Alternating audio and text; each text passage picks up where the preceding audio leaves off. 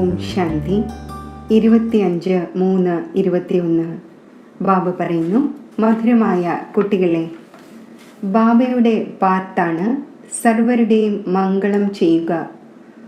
അതേപോലെ ബാബയ്ക്ക് സമാനം മംഗളകാരിയാകൂ, തൻ്റെയും സർവരുടെയും മംഗളം ചെയ്യൂ. ചോദ്യം: കുട്ടികളുടെ ഏതൊരു വിശേഷത കണ്ട് ബാബ്ദാദ വളരെയധികം സന്തോഷിക്കുന്നു? ഉത്തരം: ദരിദ്രരായ കുട്ടികൾ ബാബയുടെ യജ്ഞത്തിൽ 8 അണയും 1 രൂപയുമൊക്കെ അയച്ചു കൊടുക്കുന്നു. ബാബ ഇതിനു പകരമായി നമുക്ക് കൊട്ടാരം നൽകണം എന്ന് പറയുന്നു. ബാബ പറയുന്നു, കുട്ടികളെ, ഈ 1 രൂപ പോലും ശിവബാബയുടെ ഖജനാവിൽ ശേഖരിക്കപ്പെട്ടു. നിങ്ങൾക്ക് 21 ജന്മത്തേക്ക് കൊട്ടാരം ലഭിക്കും. കുചേലന്റെ ഉദാഹരണമുണ്ടല്ലോ. കൗടിയുടെ ചിലവ് പോലും ഇല്ലാതെ കുട്ടികളായി നിങ്ങൾക്ക് വിശ്വത്തിന്റെ ചക്രവർത്തി പദം ലഭിക്കുന്നു. ബാബ ദരിദ്രരായ കുട്ടികളുടെ ഈ വിശേഷതയുടെ മേൽ വളരെയധികം സന്തോഷിക്കുന്നു. ഗീതം: നിന്നെ നേടിയ ഞങ്ങൾ മുഴുവൻ ലോകവും നേടി. ഓം ശാന്തി. മധുരമായ കുട്ടികൾ മനസ്സിലാക്കുന്നുണ്ട്, ബാബയിൽ നിന്നും ഇപ്പോൾ പരിധിയില്ലാത്ത സമ്പത്ത് നേടിക്കൊണ്ടിരിക്കുന്നു. കുട്ടികൾ പറയുന്നു, ബാബ, അങ്ങയുടെ ശ്രീമത്തനുസരിച്ച് നമ്മൾ അങ്ങിൽ നിന്നും വീണ്ടും പരിധിയില്ലാത്ത സമ്പത്ത് നേടിക്കൊണ്ടിരിക്കുന്നു. പുതിയ കാര്യമല്ല, കുട്ടികൾക്ക് ജ്ഞാനം ലഭിച്ചിരിക്കുന്നു.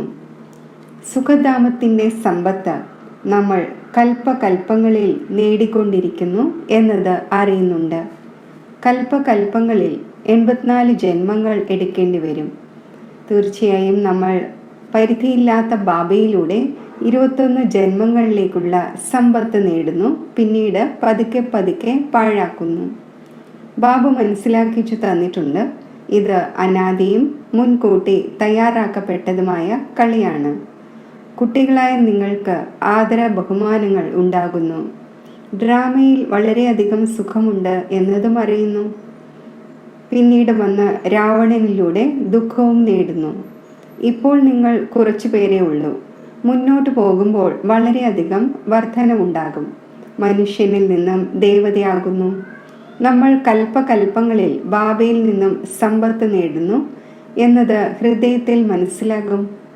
ആരെല്ലാം വന്ന് ജ്ഞാനമെടുക്കുമോ അവർ തീർച്ചയായും മനസ്സിലാക്കും. ഇപ്പോൾ ജ്ഞാനസാഗരനായ ബാബയിലൂടെ സൃഷ്ടിയുടെ ആദി മധ്യ അന്ത്യത്തിൻ്റെ ജ്ഞാനം നേടിയിരിക്കുന്നു. ബാബ തന്നെയാണ് ജ്ഞാനത്തിൻ്റെ സാഗരം, പതീതരെ പാവനമാക്കുന്നവൻ, അതായത് മുക്തിയിലേക്കും ജീവൻ മുക്തിയിലേക്കും കൊണ്ടുപോകുന്നവൻ. ഇതും നിങ്ങൾ ഇപ്പോൾ അറിയുന്നു. ധാരാളം ഗുരുക്കന്മാരെ സ്വീകരിച്ചുവല്ലോ. ഒടുവിൽ ഗുരുക്കന്മാരെയും ഉപേക്ഷിച്ചു വന്ന് ജ്ഞാനം എടുക്കും. ഇപ്പോൾ നിങ്ങൾക്ക് ഈ ജ്ഞാനം ലഭിച്ചിരിക്കുന്നു. ഇതിനു മുമ്പ് അജ്ഞാനിയായിരുന്നു എന്നതറിയുന്നു. സൃഷ്ടിയുടെ ചക്രം എങ്ങനെയാണ് തിരിയുന്നത്? ശിവബാബ, ബ്രഹ്മ, വിഷ്ണു, ശങ്കർ ആരാണ്? ഇതൊന്നും അറിഞ്ഞിരുന്നില്ല. ഇപ്പോൾ മനസ്സിലായി, നമ്മൾ വിശ്വത്തിൻ്റെ അധികാരിയായിരുന്നു. അപ്പോൾ നിങ്ങളുടെ ബുദ്ധിയിൽ വളരെ നല്ല ലഹരി കയറിയിരിക്കേണ്ടതാണ്. ബാബയെയും സൃഷ്ടിചക്രത്തെയും ഓർമ്മിച്ചു കൊണ്ടിരിക്കണം. അൽഫും ബേയും, അതായത് ബാബയും സമ്പത്തും. ബാബ മനസ്സിലാക്കിച്ചു തരുന്നു, ഇതിനു മുമ്പ് നിങ്ങൾ ഒന്നും തന്നെ അറിഞ്ഞിരുന്നില്ലല്ലോ. ബാബയെയും ബാബയുടെ രചനയെയും അറിഞ്ഞിരുന്നില്ല. മുഴുവൻ സൃഷ്ടിയിലെയും മനുഷ്യർ ബാബയെയും രചനയുടെ ആദിമധ്യ അന്ത്യത്തെയും അറിഞ്ഞിരുന്നില്ല. ഇപ്പോൾ നിങ്ങൾ ശൂദ്രനിൽ നിന്നും ബ്രാഹ്മണനായിരിക്കുന്നു. ബാബ സർവ്വ കുട്ടികളോടും സംസാരിച്ചു കൊണ്ടിരിക്കുന്നു. എത്ര അനേകം കുട്ടികളുണ്ട്, എത്ര സെൻറ്റേഴ്സ് ഉണ്ട്. ഇനി സെൻറ്റേഴ്സ് തുറക്കും. ബാബ മനസ്സിലാക്കിച്ചു തരുന്നു, നിങ്ങൾ ഒന്നും അറിഞ്ഞിരുന്നില്ല മുൻപ്. ഇപ്പോൾ നമ്പർ വൈസ് പുരുഷാർത്ഥമനുസരിച്ച് അറിഞ്ഞു കഴിഞ്ഞു. ഇപ്പോൾ നമ്മൾ ബാബയിലൂടെ പതീതത്തിൽ നിന്നും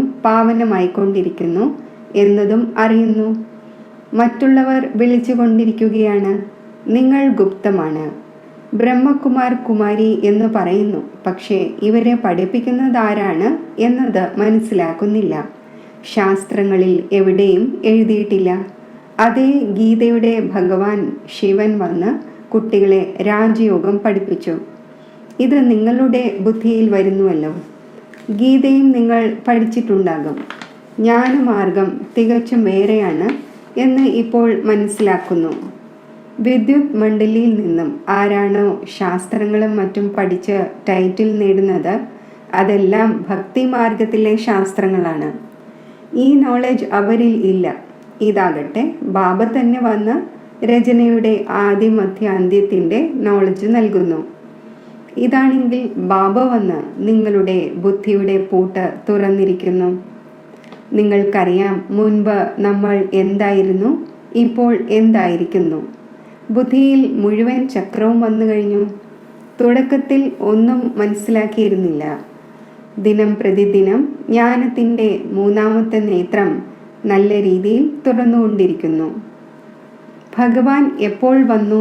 ആ ഒന്ന് ആരായിരുന്നു? ആരാണ് വന്ന് ഗീതയുടെ ജ്ഞാനം കേൾപ്പിച്ചത്? ഇതും ആർക്കും അറിയില്ല. കുട്ടികളായി നിങ്ങൾ ഇപ്പോൾ അറിഞ്ഞു കഴിഞ്ഞു. ബുദ്ധിയിൽ മുഴുവൻ ചക്രത്തിൻ്റെയും ജ്ഞാനമുണ്ട്. എപ്പോൾ മുതലാണ് നമ്മൾ തോൽക്കുന്നത്? എപ്പോൾ വാമമാർഗത്തിൽ പോകുന്നു? എങ്ങനെ വാമമാർഗത്തിൽ പോകുന്നു? എങ്ങനെ പടികൾ ഇറങ്ങുന്നു? ഈ ചിത്രത്തിലും വളരെ സഹജമായി മനസ്സിലാക്കിച്ച് തന്നിട്ടുണ്ട്. 84 ജന്മങ്ങളുടെ പടികളുണ്ട്. എങ്ങനെയാണ് പടികൾ ഇറങ്ങുന്നത്, പിന്നെ കയറുന്നത്? പതീത പാവനൻ ആരാണ്? പതീതമാക്കിയത് ആരാണ്? ഇത് നിങ്ങൾ ഇപ്പോൾ അറിയുന്നുണ്ട്. അവർ കേവലം പാടിക്കൊണ്ടിരിക്കുന്നു പതീത പാവനൻ. രാവണ രാജ്യം എപ്പോൾ മുതൽ ആരംഭിച്ചു, പതീതം എപ്പോഴാണായത് എന്നത് മനസ്സിലാക്കുന്നില്ല. ഈ ജ്ഞാനം തന്നെ ആദി സനാതന ദേവീ ദേവതാ ധർമ്മത്തിലുള്ളവർക്ക് വേണ്ടിയാണ്. ബാബു പറയുന്നു, ഞാൻ തന്നെയാണ് ആദി സനാതന ദേവീ ദേവതാ ധർമ്മം സ്ഥാപിച്ചിരുന്നത്. ഈ വേൾഡിൻ്റെ ഹിസ്റ്ററിയും ജോഗ്രഫിയും ബാബയ്ക്കല്ലാതെ ആർക്കും മനസ്സിലാക്കിച്ചു തരാൻ സാധിക്കില്ല. നിങ്ങളെ സംബന്ധിച്ച് ഒരു കഥ പോലെയാണ്. എങ്ങനെ രാജ്യം നേടുന്നു, എങ്ങനെ പാഴാക്കുന്നു, ആ ഹിസ്റ്ററിയും ജോഗ്രഫിയും നമ്മൾ പഠിക്കുന്നു. ഇതാണ് പരിധിയില്ലാത്ത കാര്യം. നമ്മൾ 84ൻ്റെ ചക്രം എങ്ങനെ കറങ്ങുന്നു. നമ്മൾ വിശ്വത്തിൻ്റെ അധികാരിയായിരുന്നു. പിന്നെ രാവണൻ രാജ്യം തട്ടിയെടുത്തു. ഈ നോളജ് ബാബ നൽകിയിരിക്കുന്നു. മനുഷ്യർ ദസറയുടെയും മറ്റും ഉത്സവം ആഘോഷിക്കുന്നു. പക്ഷേ യാതൊരു ജ്ഞാനവുമില്ല. നിങ്ങൾക്ക് ഈ ജ്ഞാനം ഇല്ലാതിരുന്നത് പോലെ ഇപ്പോൾ ജ്ഞാനം ലഭിച്ചുകൊണ്ടിരിക്കുന്നു. അതിനാൽ നിങ്ങൾ സന്തോഷത്തിലിരിക്കുന്നു. നോളജ് സന്തോഷം നൽകുന്നു. പരിധിയില്ലാത്ത നോളജ് ബുദ്ധിയിലുണ്ട്. ബാബ നിങ്ങളുടെ സഞ്ചി നിറച്ചുകൊണ്ടിരിക്കുന്നു. സഞ്ചി നിറച്ചു തരൂ എന്ന് പറയുന്നുവല്ലോ. ആരോടാണ് പറയുന്നത്? സാധു സന്യാസിമാരോടല്ല പറയുന്നത്. ഭോലാനാഥനായ ശിവനോടാണ് പറയുന്നത്. ആ ഒന്നിൽ നിന്ന് തന്നെയാണ് ഭിക്ഷ യാചിക്കുന്നത്. ഇപ്പോൾ നിങ്ങളുടെ സന്തോഷത്തിന് അതിരില്ല. നിങ്ങൾക്ക് വളരെയധികം സന്തോഷമുണ്ടാകണം. ബുദ്ധിയിൽ എത്ര നോളജ് വന്നു കഴിഞ്ഞു. പരിധിയില്ലാത്ത ബാബയിൽ നിന്നും പരിധിയില്ലാത്ത സമ്പത്ത് ലഭിക്കുന്നു. അതിനാൽ ഇപ്പോൾ തൻ്റെയും മറ്റുള്ളവരുടെയും മംഗളം ചെയ്യണം. സർവരുടെയും മംഗളം ചെയ്യണം. മുൻപാണെങ്കിൽ അന്യോന്യമുള്ള അമംഗളം തന്നെയാണ് ചെയ്തിരുന്നത്. കാരണം ആസുരീയ മതമായിരുന്നു. ഇപ്പോൾ നിങ്ങൾ ശ്രീമത്തിലാണ്. അപ്പോൾ തൻ്റെയും മംഗളം ചെയ്യണം. നിങ്ങൾക്ക് ആഗ്രഹമുണ്ട്, ഈ പരിധിയില്ലാത്ത പഠനം നമ്മൾ പഠിക്കട്ടെ, സെൻറ്റേഴ്സ് തുറക്കട്ടെ. പറയുന്നു, ബാബ എക്സിബിഷൻ തരൂ, പ്രൊജക്ടർ തരൂ, നമ്മൾ സെൻറ്റർ തുറക്കട്ടെ. നമുക്ക് ഏതൊരു നോളജാണോ ലഭിച്ചത് അതിലൂടെ പരിധിയില്ലാത്ത സന്തോഷത്തിൻ്റെ രസം കയറി. അത് മറ്റുള്ളവർക്കും അനുഭവമുണ്ടാക്കിക്കട്ടെ. ഡ്രാമ അനുസരിച്ച് ഈ പുരുഷാർത്ഥവും നടന്നു വരുന്നു. ബാബ വന്നിരിക്കുകയാണ് ഭാരതത്തെ വീണ്ടും സ്വർഗമാക്കുവാൻ. നിങ്ങൾക്കറിയാം, നമ്മൾ മുൻപ് നരകവാസിയായിരുന്നു, ഇപ്പോൾ സ്വർഗവാസി ആയിക്കൊണ്ടിരിക്കുന്നു. ഈ ചക്രം നിങ്ങളുടെ ബുദ്ധിയിൽ സദാ തിരിഞ്ഞുകൊണ്ടിരിക്കണം. അതിലൂടെ നിങ്ങൾ സദാ സന്തോഷത്തിലിരിക്കൂ. മറ്റുള്ളവർക്ക് മനസ്സിലാക്കിച്ചു കൊടുക്കുന്നതിൻ്റെയും ലഹരി ഉണ്ടായിരിക്കട്ടെ. നമ്മൾ ബാബയിൽ നിന്നും നോളജ് എടുത്തുകൊണ്ടിരിക്കുന്നു. നിങ്ങളുടെ മറ്റ് സഹോദരി സഹോദരന്മാർ അറിയുന്നില്ല. അവർക്കും വഴി പറഞ്ഞു കൊടുക്കേണ്ടത് നിങ്ങളുടെ ധർമ്മമാണ്. ബാബയുടെ പാർട്ട് സർവരുടെയും മംഗളം ചെയ്യുക എന്നതാണ്. അതുപോലെ നമ്മുടെയും പാർട്ടാണ് സർവരുടെയും മംഗളകാരിയാവുക. ബാബ മംഗളകാരിയാക്കി മാറ്റിയിരിക്കുന്നു. അപ്പോൾ തൻ്റെയും മംഗളം ചെയ്യണം, മറ്റുള്ളവരുടേതും ചെയ്യണം. ബാബ പറയുന്നു, നിങ്ങൾ ഇന്ന സെൻറ്ററിലേക്ക് പോകൂ, പോയി സർവീസ് ചെയ്യൂ. ഒരു സ്ഥാനത്തിരുന്ന് സർവീസ് ചെയ്യരുത്. ആര് എത്ര സമർത്ഥരാണോ അത്രയും നമ്മൾ സർവീസ് ചെയ്യട്ടെ എന്ന താല്പര്യം അവർക്കുണ്ടാകും. ഇന്നയാൾ പുതിയ സെൻറ്റർ തുറന്നിരിക്കുന്നു. ആരെല്ലാമാണ് സർവീസബിൾ, ആരെല്ലാമാണ് ആജ്ഞാകാരി, വിശ്വസ്തർ, ആജ്ഞാനുവർത്തികൾ, ഇത് അറിയുന്നുണ്ട്. അജ്ഞാനകാലത്തിലും കുപുത്രരിൽ പിതാവ് അതൃപ്തമാകുന്നു. ഈ പരിധിയില്ലാത്ത ബാബ പറയുന്നു, ഞാൻ തികച്ചും സാധാരണ രീതിയിലാണ് മനസ്സിലാക്കിച്ചു തരുന്നത്. ഇതിൽ ഭയപ്പെടേണ്ട ഒരു കാര്യവുമില്ല. ഇതാകട്ടെ ആര് ചെയ്യുമോ അവർ നേടും. ശാപത്തിൻ്റെയോ അതൃപ്തമാകുന്നതിൻ്റെയോ കാര്യമില്ല. ബാബ മനസ്സിലാക്കിച്ചു തരുന്നു, എന്തുകൊണ്ട് നല്ല സർവീസ് ചെയ്ത് തൻ്റെയും മറ്റുള്ളവരുടെയും മംഗളം ചെയ്തുകൂടാ. എത്രത്തോളം ആര് വളരെ പേരുടെ മംഗളം ചെയ്യുന്നുവോ അത്രയും ബാബയും സന്തോഷിക്കും. പൂന്തോട്ടത്തിൽ ബാബ നോക്കും, ഈ പുഷ്പം എത്ര നല്ലതാണ്. ഇത് മുഴുവനും പൂന്തോട്ടമാണ്. പൂന്തോട്ടത്തെ കാണുന്നതിനായി പറയുന്നു, ബാബ നമ്മൾ സെൻറ്ററുകളിൽ ചുറ്റി സഞ്ചരിക്കട്ടെ. എങ്ങനെയെല്ലാമുള്ള പുഷ്പങ്ങളാണ്, എങ്ങനെയെല്ലാം സേവനം ചെയ്തുകൊണ്ടിരിക്കുകയാണ്. പോകുന്നതിലൂടെ അറിയാൻ കഴിയും എത്ര സന്തോഷത്തിൽ നൃത്തമാടിക്കൊണ്ടിരിക്കുന്നു. ബാബയോടും വന്ന് പറയുമായിരുന്നു, ബാബ ഇന്നയാൾക്ക് നമ്മൾ ഇങ്ങനെ മനസ്സിലാക്കിച്ചു കൊടുത്തു. ഇന്ന് തൻ്റെ പതിയെയും സഹോദരനെയും കൊണ്ടുവന്നിരിക്കുന്നു. മനസ്സിലാക്കിച്ചു തന്നിട്ടുണ്ട്. ബാബ വന്നു കഴിഞ്ഞു. ആ ഒന്ന് എങ്ങനെയാണ് വജ്രതുല്യ ജീവിതമുണ്ടാക്കുന്നത്? കേൾക്കുമ്പോൾ നമ്മളും കാണട്ടെ എന്ന് ആഗ്രഹിക്കുന്നു. അപ്പോൾ കുട്ടികളിൽ ഉന്മേഷം വരുന്നു, കൊണ്ടുവരികയും ചെയ്യുന്നു. വേൾഡിൻ്റെ ഹിസ്റ്ററിയും ജോഗ്രഫിയും അറിയേണ്ടതാണ്. നിങ്ങൾക്ക് ജഡ്ജ് ചെയ്യുവാൻ സാധിക്കും. ഭാരതം മുഴുവൻ വിശ്വത്തിൻ്റെയും അധികാരിയായിരുന്നു. ഇപ്പോൾ എന്തവസ്ഥയാണ്? സത്യയുഗത്തിലും ത്രേതായിലും എത്ര സുഖമുണ്ടായിരുന്നു. ഇപ്പോൾ വീണ്ടും ബാബ വിശ്വത്തിൻ്റെ അധികാരിയാക്കിക്കൊണ്ടിരിക്കുന്നു. ഇതും നിങ്ങൾ അറിയുന്നു. ലോകത്തിൽ പിന്നീട് വളരെയധികം കോലാഹലങ്ങൾ ഉണ്ടാകാൻ പോകുന്നു. യുദ്ധം അവസാനിക്കുകയൊന്നുമില്ല.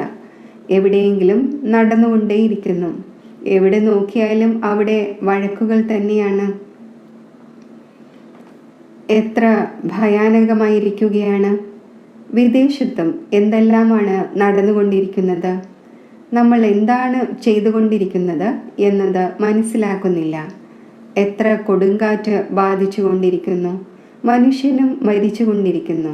എത്ര ദുഃഖത്തിൻ്റെ ലോകമാണ്. കുട്ടികളായ നിങ്ങൾക്കറിയാം, ഈ ദുഃഖത്തിൻ്റെ ലോകത്തിൽ നിന്നും ഇതാ പോയിക്കഴിഞ്ഞു. ബാബ ധൈര്യം നൽകിക്കൊണ്ടിരിക്കുന്നു. ഇത് മോശമായ ലോകമാണ്. അല്പം ദിവസങ്ങൾക്കുള്ളിൽ നമ്മൾ വിശ്വത്തിൻ്റെ മേൽ ശാന്തിയോടെ രാജ്യം ഭരിക്കും. ഇതിൽ സന്തോഷമുണ്ടാകേണ്ടതാണല്ലോ. സെൻറ്റേഴ്സ് തുറന്നുകൊണ്ടിരിക്കുന്നു. ഇപ്പോൾ നോക്കൂ, സെൻറ്റർ തുറക്കുന്നു. ബാബ എഴുതുകയാണ്, ഇപ്പോൾ നല്ല നല്ല കുട്ടികൾ പോകണം. ആരാണോ ഹൃദയത്തിൽ കയറിയിരിക്കുന്നത് അവരുടെ പേരുകളും എഴുതി നൽകുന്നു. വളരെ പേരുടെ മംഗളം നടക്കുന്നു. ബാബ നമ്മളാണെങ്കിൽ ബന്ധനസ്ഥരാണ് എന്ന് വളരെ പേർ എഴുതുന്നു. നല്ല സെൻറ്റർ തുറക്കുകയാണെങ്കിൽ വളരെ പേർ വന്ന് സമ്പത്ത് നേടുമായിരുന്നേനെ. ഇതെല്ലാം വിനാശമാകേണ്ടവയാണ് എന്നതും അറിയുന്നുണ്ട്. അപ്പോൾ എന്തുകൊണ്ട് വളരെ പേരുടെ മംഗളാർത്ഥം കാര്യത്തിൽ ഉപയോഗിച്ചുകൂടാ? ഡ്രാമയിൽ അവർക്ക് ഇങ്ങനെയുള്ള പാർട്ടാണ്. ഓരോരുത്തരും തങ്ങളുടേതായ പാർട്ട് അഭിനയിച്ചു കൊണ്ടിരിക്കുന്നു. ദയവ് തോന്നുന്നു. മറ്റുള്ളവരെയും ബന്ധനമുക്തമാകാൻ അല്പമൊന്ന് സഹായിക്കട്ടെ. അവരും സമ്പത്ത് നേടട്ടെ. ബാബയ്ക്ക് എത്ര ചിന്തയുണ്ടായിരിക്കുന്നു. എല്ലാവരും കാമചിതയിൽ എരിഞ്ഞ് മരിച്ചിരിക്കുന്നു. മുഴുവനും ഖബ്രിസ്ഥാൻ, അതായത് ശ്മശാനമായിരിക്കുന്നു. അള്ളാഹു വന്ന് ഖബ്രിസ്ഥാനിൽ നിന്നും ഉണർത്തി സർവരെയും കൊണ്ടുപോകുന്നു എന്ന് പറയുന്നുമുണ്ട്. രാവണൻ എങ്ങനെയാണ് തോൽപ്പിച്ചത് എന്ന് ഇപ്പോൾ നിങ്ങൾ മനസ്സിലാക്കുന്നു. മുൻപ് മനസ്സിലാക്കിയിരുന്നില്ല. നമ്മൾ രത്നവ്യാപാരിയാണ്, ലക്ഷാധിപതിയാണ്, ഇത്രയും കുട്ടികളുണ്ട് എന്ന് ലഹരി ഉണ്ടായിരിക്കുന്നുവല്ലോ. ഇപ്പോൾ മനസ്സിലാക്കുന്നു നമ്മൾ പൂർണ്ണമായും പതീതമായിരുന്നു. പഴയ ലോകത്തിൽ എത്ര തന്നെ ലക്ഷാധിപതിയോ കോടിപതിയോ ആണെങ്കിലും ഇതെല്ലാം കവടിക്ക് തുല്യമാണ്. ഇതെല്ലാം പോയി കഴിഞ്ഞു. മായയും എത്ര പ്രബലമാണ്. ബാബ പറയുന്നു, കുട്ടികളെ സെന്റർ തുറക്കൂ. വളരെ പേരുടെ മംഗളമുണ്ടാകും. ദരിദ്രർ വേഗം ഉണരുന്നു. ധനികർ ഉണരുന്നത് അല്പം പ്രയാസമാണ്. തൻ്റെ സന്തോഷത്തിൽ തന്നെ ലഹരി പിടിച്ചിരിക്കുന്നു. മായ പൂർണ്ണമായും അതിൻ്റെ വശത്താക്കിയിരിക്കുകയാണ്. മനസ്സിലാക്കിച്ചു കൊടുക്കുമ്പോൾ മനസ്സിലാക്കുകയും ചെയ്യുന്നു. പക്ഷേ എങ്ങനെ ഉപേക്ഷിക്കും? ഇവരെ പോലെ എല്ലാം ഉപേക്ഷിക്കേണ്ടി വരും എന്ന ഭയം തോന്നുന്നു. ഭാഗ്യത്തിലില്ലെങ്കിൽ നടക്കുവാൻ സാധിക്കില്ല. മോചനം നേടുന്നത് പ്രയാസമാണ് എന്നതുപോലെയാണ്. ആ സമയത്ത് വൈരാഗ്യം വരുന്നു. തീർച്ചയായും മോശമായ ലോകമാണ്. പിന്നെ അവിടെ ഉള്ളത് അവിടെ തന്നെ ഇരിക്കുന്നു. കോടിയിൽ ചിലരാണ് വരുന്നത്. ബോംബെയിൽ 100 കണക്കിന് പേർ വരുന്നു. ചിലർക്കൊക്കെ നിറം പതിയുന്നു. ഭാവിയിലേക്ക് എന്തെങ്കിലും ഉണ്ടാക്കട്ടെ എന്ന് മനസ്സിലാക്കുന്നു. കൗടിക്ക് പകരം നമുക്ക് വജ്രം ലഭിക്കും. ബാബ മനസ്സിലാക്കിച്ചു തരുന്നുവല്ലോ. ബാഗേജസ് എല്ലാം സ്വർഗത്തിലേക്ക് ട്രാൻസ്ഫർ ചെയ്യൂ. അവിടെ 21 ജന്മത്തേക്ക് നിങ്ങൾക്ക് രാജ്യഭാഗ്യം ലഭിക്കും. ചിലരൊക്കെ 1 രൂപയോ 8 അണയോ അയച്ചു കൊടുക്കുന്നു. ബാബ പറയുന്നു, നിങ്ങളുടെ 1 രൂപ പോലും ശിവബാബയുടെ ഖജനാവിൽ ശേഖരിക്കപ്പെട്ടു. നിങ്ങൾക്ക് 21 ജന്മത്തേക്ക് കൊട്ടാരം ലഭിക്കും. സുദാമയുടെ കുചേലൻ്റെ ഉദാഹരണമുണ്ടല്ലോ. ഇങ്ങനെയുള്ളവരെ കണ്ട് ബാബയ്ക്ക് വളരെ സന്തോഷമുണ്ടാകുന്നു. യാതൊരു ചിലവുമില്ലാതെ കുട്ടികളായ നിങ്ങൾക്ക് വിശ്വത്തിൻ്റെ ചക്രവർത്തി പദവി ലഭിക്കുന്നു. യുദ്ധവും മറ്റുമൊന്നുമില്ല. അവർ ഒരൽപ്പം കഷ്ണത്തിന് വേണ്ടി പോലും എത്ര യുദ്ധം ചെയ്യുന്നു. നിങ്ങൾ കേവലം പറയുന്നു മന്മനാഭവ. ഇവിടെ ഇരിക്കേണ്ട ആവശ്യമില്ല. നടക്കുമ്പോഴും ചുറ്റി സഞ്ചരിക്കുമ്പോഴും ബാബയെയും സമ്പത്തിനെയും ഓർമ്മിക്കൂ. സന്തോഷത്തിലിരിക്കൂ. ആഹാരപാനീയവും ശുദ്ധമാക്കി വെക്കണം. നിങ്ങൾക്കറിയാം നമ്മുടെ ആത്മാവ് എവിടം വരെ പവിത്രമായിട്ടുണ്ട്. അത് പിന്നീട് പോയി പ്രിൻസിൻ്റെ ജന്മമെടുക്കും. മുന്നോട്ട് പോകുമ്പോൾ ലോകത്തിൻ്റെ അവസ്ഥ തികച്ചും മോശമാകേണ്ടതുണ്ട്. കഴിക്കുവാൻ ഭക്ഷണം ലഭിക്കില്ല. അപ്പോൾ പുല്ല് ഭക്ഷിക്കുവാൻ തുടങ്ങും. പിന്നെ വെണ്ണയില്ലാതെ നമുക്ക് കഴിയാൻ സാധിക്കില്ല എന്ന് പറയില്ല. യാതൊന്നും ലഭിക്കുകയില്ല. ഇപ്പോൾ പോലും എത്ര സ്ഥാനങ്ങളിൽ മനുഷ്യർ പുല്ല് ഭക്ഷിച്ച് ജീവിച്ചു കൊണ്ടിരിക്കുന്നു. നിങ്ങളാണെങ്കിൽ വളരെയധികം ആഹ്ലാദത്തിൽ ബാബയുടെ വീട്ടിലിരിക്കുകയാണ്. വീട്ടിൽ ബാബ ആദ്യം കുട്ടികളെയാണല്ലോ കഴിപ്പിക്കുന്നത്. ലോകം വളരെ മോശമാണ്. ഇവിടെ നിങ്ങൾ വളരെയധികം സുഖമുള്ളവരായി ഇരിക്കുന്നു. കേവലം ബാബയെയും സമ്പത്തിനെയും ഓർമ്മിച്ചു കൊണ്ടിരിക്കൂ. തൻ്റെയും മറ്റുള്ളവരുടെയും മംഗളം ചെയ്യണം. മുന്നോട്ട് പോകുമ്പോൾ സ്വയമേ വരും. ഉണരണമല്ലോ. പരിധിയില്ലാത്ത രാജധാനി സ്ഥാപിതമാകേണ്ടതുണ്ട്. ഓരോരുത്തരും കഴിഞ്ഞ കൽപ്പത്തിലേതുപോലെ പുരുഷാർത്ഥം ചെയ്യുന്നു. കുട്ടികളാണെങ്കിൽ വളരെയധികം സന്തോഷത്തിലിരിക്കേണ്ടതാണ്. ബാബ്ദാദയുടെ ചിത്രം കാണുമ്പോൾ തന്നെ സന്തോഷത്താൽ രോമാഞ്ചം ഉണ്ടാകേണ്ടതാണ്.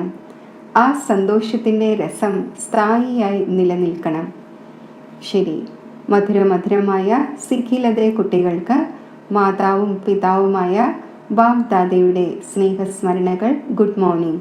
ആത്മീയ അച്ഛൻ്റെ ആത്മീയ കുട്ടികൾക്ക് നമസ്തേ. ധാരണയ്ക്കുള്ള മുഖ്യസാരം. സദാ അപാര സന്തോഷത്തിൽ ഇരിക്കുന്നതിനായി പരിധിയില്ലാത്ത നോളജ് ബുദ്ധിയിൽ വയ്ക്കണം. ജ്ഞാനരത്നങ്ങളാൽ തൻ്റെ സഞ്ചി നിറച്ച് തൻ്റെയും സർവരുടെയും മംഗളം ചെയ്യണം. നോളജിൽ വളരെ വളരെ സമർത്ഥനാകണം. ഭാവിയിലെ 21 ജന്മങ്ങളിലെ രാജ്യഭാഗ്യത്തിൻ്റെ അധികാരം നേടുന്നതിനായി തൻ്റെ ബാഗേജസ് എല്ലാം ട്രാൻസ്ഫർ ചെയ്യണം. ഈ മോശമായ ലോകത്തിൽ നിന്നും മോചനം നേടുന്നതിൻ്റെ യുക്തി രചിക്കണം. വരദാനം. ഓരോ കർമ്മമാകുന്ന ബീജത്തെയും ഫലദായകമാക്കുന്ന യോഗ്യ ശിക്ഷകനായി ഭവിക്കട്ടെ. ആരാണോ സ്വയം ശിക്ഷണ സ്വരൂപം അവരെ യോഗ്യ ശിക്ഷകൻ എന്ന് പറയുന്നു.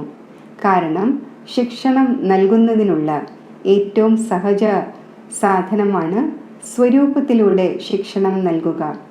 അവർ തൻ്റെ ഓരോ ചുവടിലൂടെയും ശിക്ഷണം നൽകുന്നു. അവരുടെ ഓരോ വാക്കും വാക്യം എന്നല്ല, എന്നാൽ മഹാവാക്യം എന്നാണ് പറയപ്പെടുന്നത്. അവരുടെ ഓരോ കർമ്മമാകുന്ന ബീജവും ഫലദായകമായിരിക്കും, നിഷ്ഫലമല്ല. ഇങ്ങനെയുള്ള യോഗ്യ ശിക്ഷകന്റെ സങ്കല്പം ആത്മാക്കളെ പുതിയ സൃഷ്ടിയുടെ അധികാരിയാക്കി മാറ്റുന്നു. സ്ലോഗൻ. മന്മനാഭവയുടെ സ്ഥിതിയിലിരിക്കൂ, എങ്കിൽ അലൗകിക സുഖത്തിൻ്റെയും മനോരസത്തിൻ്റെ സ്ഥിതിയുടെയും അനുഭവം ഉണ്ടാകും.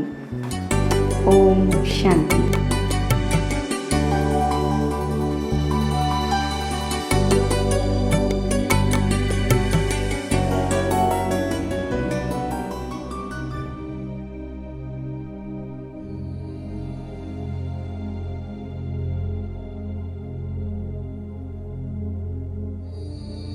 ഈ ദേഹമാകുന്ന ക്ഷേത്രത്തിൽ സ്ഥിതി ചെയ്യുന്ന ഞാൻ ആത്മാവ് ഒരു ചൈതന്യ ശക്തിയാണ്. ഈ ആത്മസ്മൃതിയിൽ സ്ഥിതി ചെയ്യുമ്പോൾ എൻ്റെ ശുദ്ധവും പവിത്രവുമായ എൻ്റെ യഥാർത്ഥ സ്വരൂപം എനിക്ക് അനുഭവവേദ്യമാകുന്നു. ഈശ്വരൻ്റെ ധാമത്തിൽ നിന്നും ഈ കർമ്മക്ഷേത്രത്തിൽ വന്നപ്പോൾ എൻ്റെ ആത്മസ്വരൂപം അതിനിർമ്മലവും അതിപവിത്രവുമായിരുന്നു.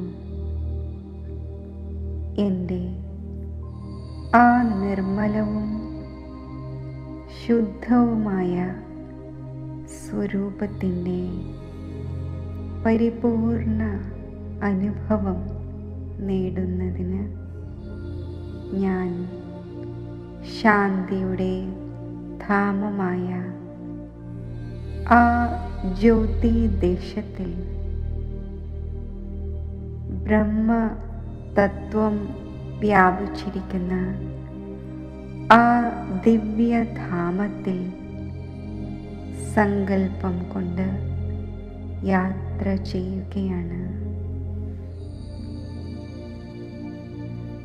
ഈ ദിവ്യ ജ്യോതിദേശത്തിൽ എൻ്റെ ആന്തരിക നേത്രത്തിലൂടെ പരമാത്മാ സ്വരൂപം ദർശിക്കുന്ന മാത്രയിൽ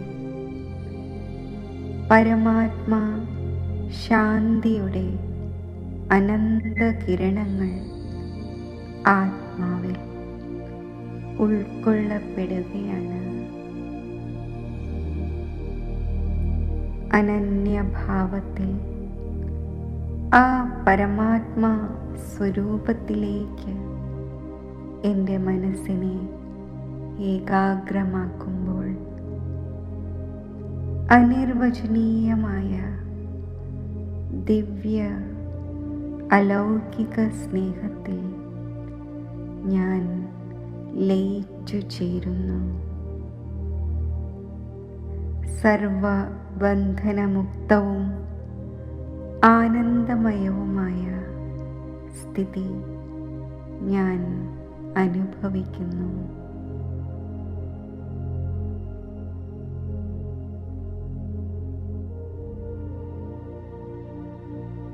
ഈ ദിവ്യവും അലൗകികവുമായ ഈശ്വരീയ പ്രാപ്തികളുടെ അനുഭവം സംഗമയുഗത്തിലെ സർവശ്രേഷ്ഠ ഭാഗ്യമാണ്.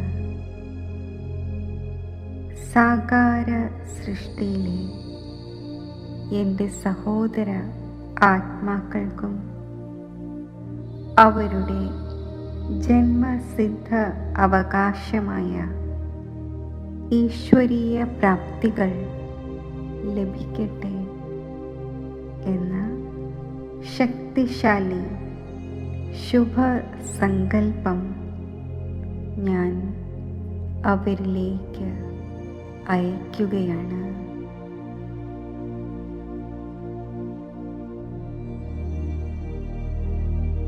ഹേ ആത്മാക്കളെ, ബാബ സർവ ആത്മാക്കൾക്കും മുക്തിയുടെയും ജീവൻ മുക്തിയുടെയും ഈശ്വരീയ സമ്പത്ത് നൽകുവാൻ വന്നു കഴിഞ്ഞു എന്ന മനസ്സിൻ്റെ സങ്കല്പം ആ ആത്മാക്കളിൽ എത്തട്ടെ. സംഗമയുഗത്തിലെ ഈ സർവശ്രേഷ്ഠ ഭാഗ്യത്തിന് ആ ആത്മാക്കൾ യോഗ്യരായി മാറട്ടെ.